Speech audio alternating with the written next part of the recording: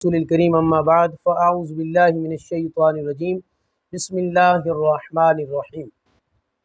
ناظرین و سامعین، آج کا جو ہمارا یہ ٹاپک ہے، جو کلپ ہے، وہ بہت اہم موضوع پر ہے۔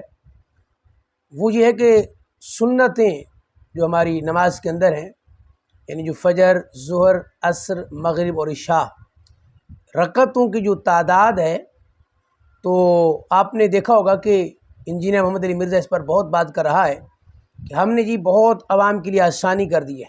اور آسانی کیا ہے کہ ہم نے پورے دن کے اندر 17 رکعتیں عوام کو بتا دیا ہے کہ صرف 17 رکعتیں پڑھنی ہیں، یعنی صرف فرائض پڑھنے ہیں، باقی سنتیں، واجبات، نوافل ان کی کوئی ضرورت نہیں ہے، معاذ اللہ۔ تو یہ صرف انہوں نے صرف عشاء کی 17 رکعتیں بتائی ہیں، حالانکہ دن رات میں ٹوٹل رکعتیں 17 ہیں، 2 فجر کی، 4 ظہر، 4 عصر، 3 مغرب، 4 عشاء۔ وتر آپ پڑھ لیں، ثواب ہے، نہ پڑھیں کوئی گناہ نہیں۔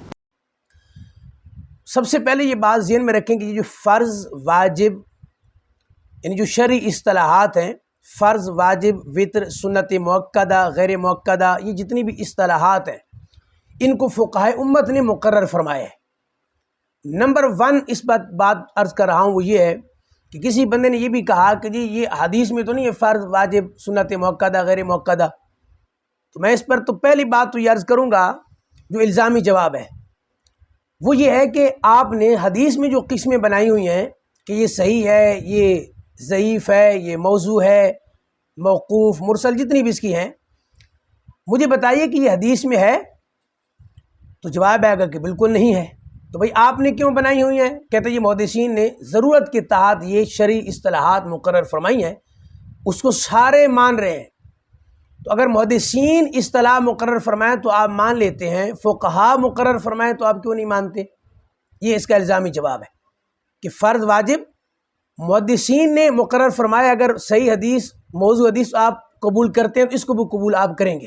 نمبر 2 اس پر یہ کہ جتنی بھی شرعی اصطلاحات ہیں جن کو فقہائے امت نے مقرر فرمایا، تو یہ بات ذہن نشین رہے، جو سب سے عام پوائنٹ ہے، انہوں نے صرف ایک آیت کو یا ایک حدیث کو سامنے نہیں رکھا، کوئی بھی شرعی اصطلاح وضع کرتے ہوئے انہوں نے بہت ساری حدیث کو، آیات کو، پھر صحابہ کرام رضوان کے عمل کو سامنے رکھا۔ اس کے بعد انہوں نے دیکھا کہ اگر اس پر تاکید زیادہ ہے حضور کی یا صحابہ کا عمل زیادہ ہے، اس لحاظ سے انہوں نے کوئی درجہ اس کا مقرر فرمایا۔ تو ایک حدیث یا آیت کو پیش نظر انہوں نے نہیں رکھا۔ اب یہ بات سنتے ہی آپ کے ذہن میں یہ فوراً بات آ جائے کہ جو مرزا دلیل دے رہا ہے وہ کیا ہے؟ وہ ایک حدیث شریف ہے جو صحیح مسلم کی ہے کہ ایک شخص آیا جو صحابی تھے، عربی تھا، اس نے سوال کیا کہ حضور میں جو ہے وہ کس طرح کوئی عمل کروں میں جنت میں چلا جاؤں؟ مختصر عرض کر رہا ہوں، تو آپ نے بتا دیا کہ فرض کا اہتمام کر اور یوں اس طرح روزے کا اور دیگر معاملات۔ تو فرمایا کہ ٹھیک ہے، وہ چلا کہ حضور جو آپ نے فرمایا اس پہ عمل کروں گا۔ تو آپ نے فرمایا جنتیوں کو دیکھنا چاہے اس کو دیکھ لیں۔ بخاری مسلم میں 2 بڑی مشہور حدیثیں میں کمبائن کر کے بیان کر دیتا ہوں۔ ایک صحابی ہے، یا رسول اللہ مجھے بتائیں کہ کیا ریکوائرمنٹ ہے؟ اللہ کی توحید، نبی الاسلام نے فرمایا اس پہ کاربند رہو، شرک نہ کرو، مجھے اللہ کا پیغمبر مانو۔ پھر آپ نے فرمایا کہ فرض نماز پڑھ لو۔ اور دوسری حدیث جو بخاری مسلم کی، اس میں الفاظ ہے کہ فرض نماز پڑھو، ہاں مگر اگر تم نفلی پڑھنا چاہو تمہاری مرضی، ٹھیک ہے، یہ سادہ۔ فرض روزے رکھ لو، ہاں اگر تم نفلی روزہ رکھنا چاہو تو تمہاری مرضی۔ فرض زکات دو، ہاں تم نفلی صدقہ کرنا چاہو تو تمہاری مرضی۔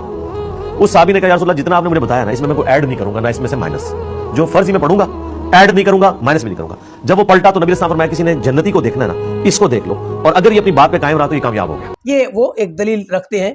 اب آپ بتائیے، میں نے کہا فقہائے امت تمام ذخیرہ علوم کو وہ سامنے رکھتے ہیں اور پھر وہ مقرر کرتے ہیں اس کا درجہ، یعنی فرض ہے، واجب ہے یا سنت ہے۔ اور جناب نے صرف ایک روایت کو سامنے رکھا کہ جی دیکھیں، جس میں اس نے سوال کیا، حضور نے بتایا یہ عمل کرے گا تو جنتی ہو جائے گا، اس کے اندر تو واجب کا بھی تذکرہ نہیں ہے، اس کے اندر تو سنتوں کا بھی تذکرہ نہیں ہے۔ اس پر پہلا سوال ہمارا یہ ہے کہ اگر یہ حدیث ہی آپ کی دلیل ہے تو پھر مجھے بتائیے اس کے اندر تو حج کا تذکرہ بھی نہیں ہے، تو پھر حج کو بھی چھوڑ دیں گے۔ اس کے اندر تو جو وطر واجب ہے اس کا بھی تذکرہ نہیں ہے، دیگر جو واجبات ہیں، صدقۃ الفطر ہے، بہت ساری چیزیں ہیں، اس کا بھی اس حدیث کے اندر ذکر نہیں ہے۔ تو کیا کوئی یہ دلیل دے سکتا ہے؟ کل کوئی کہے کہ حج کا چونکہ اس حدیث میں ذکر نہیں ہے، ہم حج کو مانتے ہیں، کوئی فرض واجب نہیں ہے، چھوڑ دیں۔ تو ایک حدیث کو دلیل بنائیں گے تو فوراً مسئلہ کھڑا ہو جائے گا۔ فقہائے امت کیا کرتے تھے؟ تمام احادیث کو وہ سامنے رکھتے تھے۔ یہ بنیادی غلطی ہے مرزا انجینئر کی، جو اس نے اس سلسلہ کے اندر بہت بڑی غلطی کی ہے۔ ایک تو یہ بات ذہن نشین رکھیں۔ اب اگر طوالت کا شکار ہمارا کلپ نہ ہو تو میں اس پہ 20 احادیث پیش کر سکتا ہوں ناظرین، لیکن میں مختصر احادیث آپ کے سامنے رکھنا چاہتا ہوں سنتوں کے بارے میں، کہ اس کے بارے میں آپ دیکھیے ذرا کہ سنت مؤکدہ جو ہیں فجر کی، ظہر کی، مغرب اور عشاء کی جو سنت مؤکدہ ہیں، ان کے بارے میں چند احادیث آپ کے سامنے عرض کرنا چاہتا ہوں۔ آپ ان کو دیکھیے ذرا کہ جس کے اندر رسول اللہ صلی اللہ تعالیٰ علیہ وآلہ وسلم نے احادیث میں سنت کے بارے میں کیا ارشاد فرمایا، سنت مؤکدہ کے بارے میں۔ مثال کے طور پہ نبی کریم صلی اللہ تعالیٰ علیہ وسلم کی ایک روایت ہے صحیح بخاری کے اندر، جلد نمبر 2 کے اندر یہ موجود ہے۔ حضرت عائشہ اس کی راوی ہے، فرماتی ہیں حضور نے نفلوں میں سے کسی بھی نماز کا اتنا اہتمام نہیں فرماتے تھے جتنا فجر سے پہلے 2 رکعتوں کا اہتمام فرماتے تھے۔ پھر آپ آگے چلیے، یہی سنن ابو داؤد ہے، اور ایک روایت جو فجر کی سنتیں، یہی فجر کی سنتیں، حضرت ابو ہریرہ اس کے راوی ہیں، فرماتے ہیں حضور نے فرمایا فجر کی 2 سنتوں کو نہ چھوڑو خواہ تمہیں گھوڑے روند ڈالیں۔ سنن ابو داؤد جلد 1 صفحہ 186 پر یہ موجود ہے۔ اگر اتنا ہی آسان ہے اور ان کی کوئی ضرورت نہیں ہے اور آگے ہم سے کوئی سوال نہیں ہوگا، آگے کوئی سوال نہیں ہونا، تو پھر یہ حدیث اس کا کیا جواب ہے کہ گھوڑے روند ڈالیں پھر بھی نہ چھوڑو؟ پھر آپ چلیے ذرا آگے، اس کا جواب بھی آنا چاہیے۔ حضرت ام حبیبہ جو ہیں، ان کی ایک روایت ہے بہت خوبصورت ہے جو صحیح مسلم شریف کے اندر جلد 1 اور صفحہ 503 پر 503 پر موجود ہے۔ فرماتے ہیں میں نے حضور سے خود سنا، آپ نے ارشاد فرمایا جو مسلمان شخص بھی اللہ کے لیے ہر روز فرائض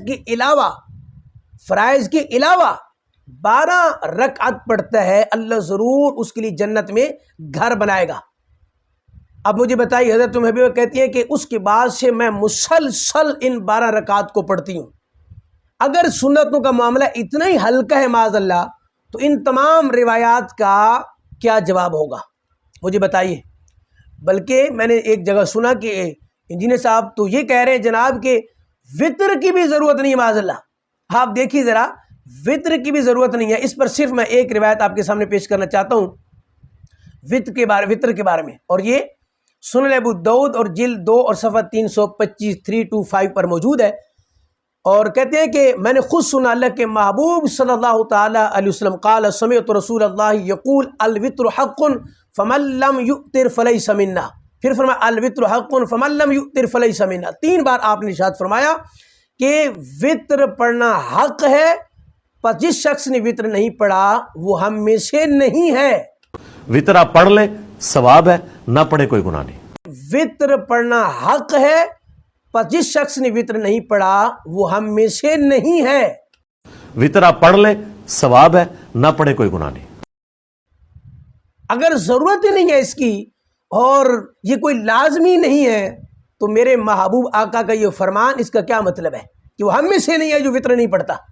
تو ناظرین و سامعین، اس پر بے شمار چیزیں موجود ہیں، اس پر حدیث موجود ہیں، روایات موجود ہیں۔ آخری روایت اس میں پیش کر دوں، سنن ترمذی کی ہے، اور اس کے حضرت عائشہ فرماتی ہیں جس کے اندر ہے کہ 6 لوگ ہیں جن پر اللہ اور تمام انبیاء لعنت کرتے ہیں، اس کے اندر ایک وہ ہے جس پر انبیاء اور اللہ لعنت کرتا ہے، وہ 6 لوگ، اس میں سے جو 6واں ہے فرمایا وہ ہے جو میری سنتوں کو چھوڑنے والا ہو۔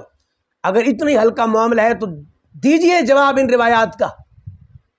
بھائی جواب کیا ہوگا جس پر اتنی سختی ہو رہی ہے؟